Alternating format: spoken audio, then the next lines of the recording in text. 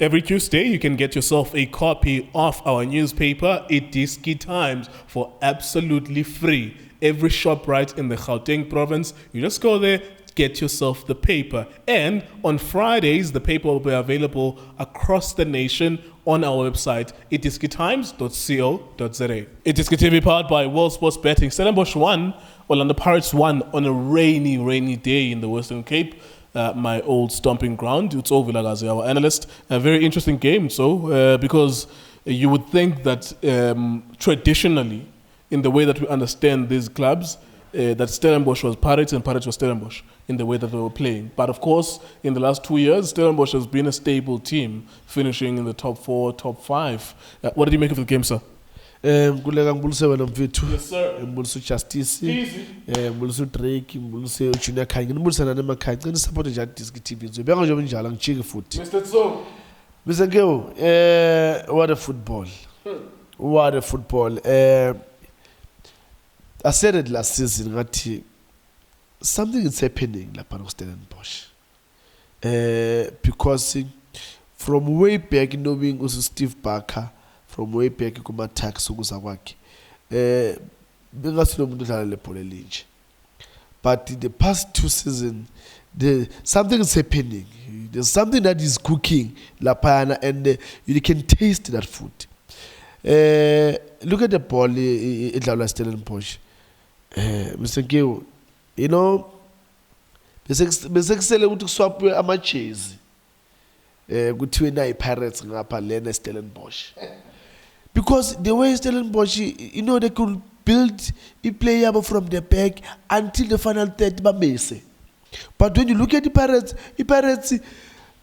ama-forward passes, bengabona la ku-defense uSibisi uzoyidlala, uNdawo uzoyidlala, but you've got midfielders.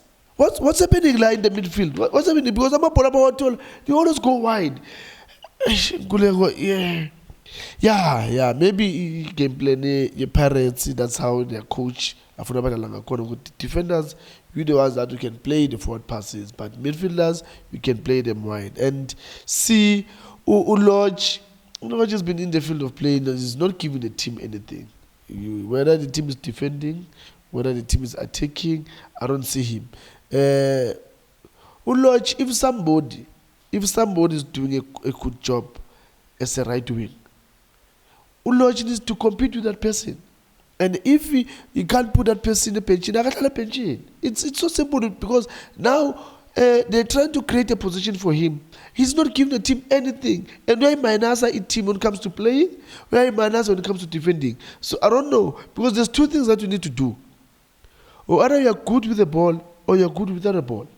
So Lodge doesn't give. What do you expect him as one of, just to simplify it to people who don't understand what you're trying to say, as one of the front 3, what do you expect from him every 90 minutes?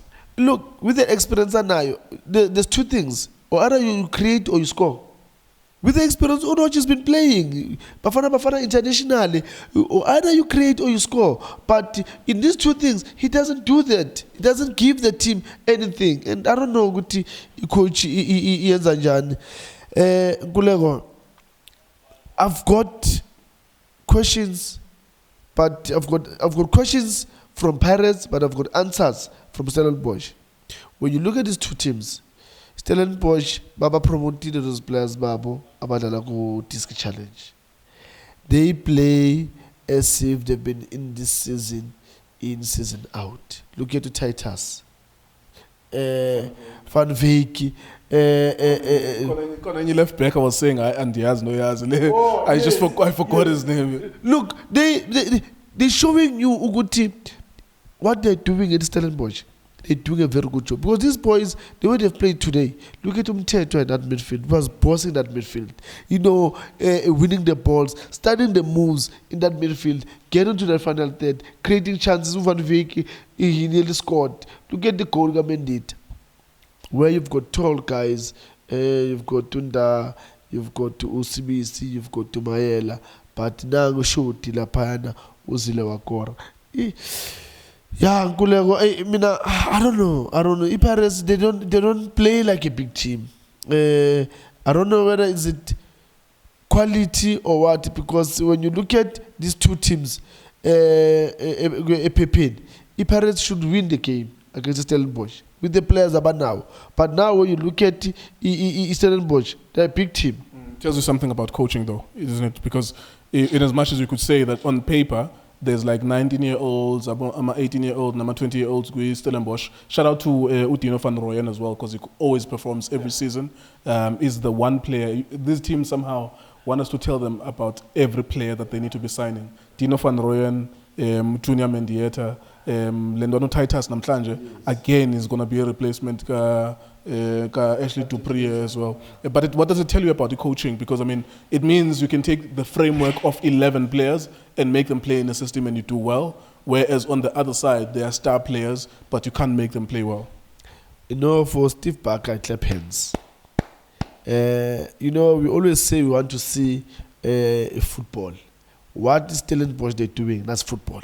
Movement of the ball, playing good passes at the right areas. Players make runs in good areas. They create chances. They score those chances. And now we are paying. Okay, let me look at this team. Stellenbosch was a big player. But when you look at the coaching part, there's a big coach, Lapaya.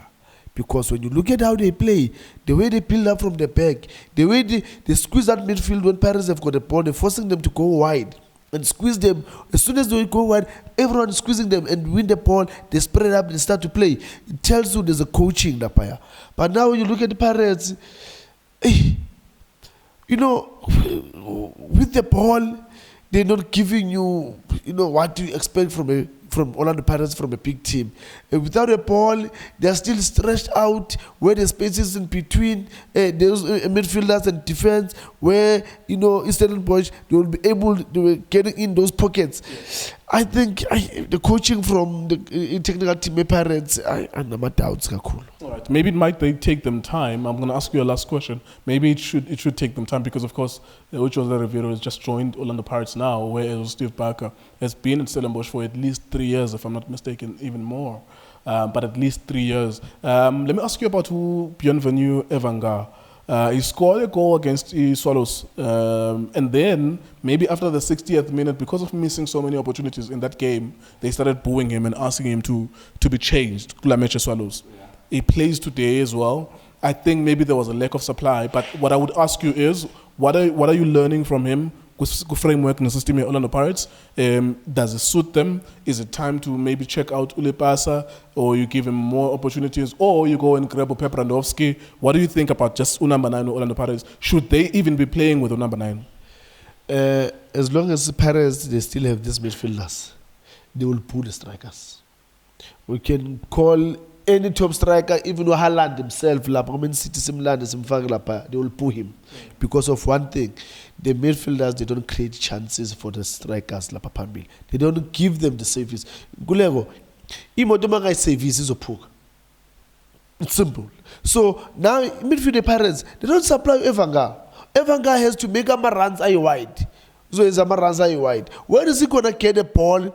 And protect it to number defense maybe because I'm attacking midfielders and lay it and make a run at 21-2. Combination play. You can't all the time make a run for the ball and lay. Because remember, when he makes that run Ireland wide, who's gonna go there? So the main factor is gonna make that run Ireland. For me, raise a reflex. He's out of the target. He's a striker. He's supposed to be in the target, but he's making a run out of the target. Then who's going to go to the target? So for me, I'm saying it's not about changing. We can put any top striker as long as Pirates still have these midfielders that they can't create chances playing those forward passes. Then it's useless. There you go. Thank you very much. So sometimes you do realize in the middle of the video that you are working with someone you used to idolize. I used to idolize Tso Vilakazi a lot when I was a kid, and it's a pleasure to work with a guy like him. Highest ever goal scorer in the history of Orlando Pirates, and giving us gems, of course, on these videos. We hope you enjoyed this game. I know a lot of Cape Townians like myself from Cape Town would have been going to watch Chiefs, Pirates, and Sundowns. You want the team that you're there to support to win. Unfortunately, on a rainy Stellenbosch day, you couldn't win. well done to Stellenbosch as well for making sure that they replace all of those players that they are selling. Remember that they sold Uzungu to Orlando Pirates. They sold Dupree to Kaizer Chiefs. They've been selling players all the time. Uvaile, Robin Johannes, Robertson, Ellen Robertson as well, Mark van Heerden, Udingba. There's so many players, but they find a way to replace them because they have a system where if they sell players for 10, 15 million, the money is going back to the team so that they can use those resources to check other players, scout other young players. All of those players, most of them belong from that area, that Winelands region in the Western Cape. So well done to whatever system that they're using. And well done to Steve Barker as well. They're not putting him under pressure to say that he must win all the time. As long as he plays with these players, maintain a top 8, that's good enough for them. Maybe every now and then, every few years, they could win a trophy or two. Maybe that's the next step. But it was a beautiful game from their perspective, and they dominated Orlando Pirates. iDiskiTV, Diski Times, World Sports Betting. Thank you very much for watching us.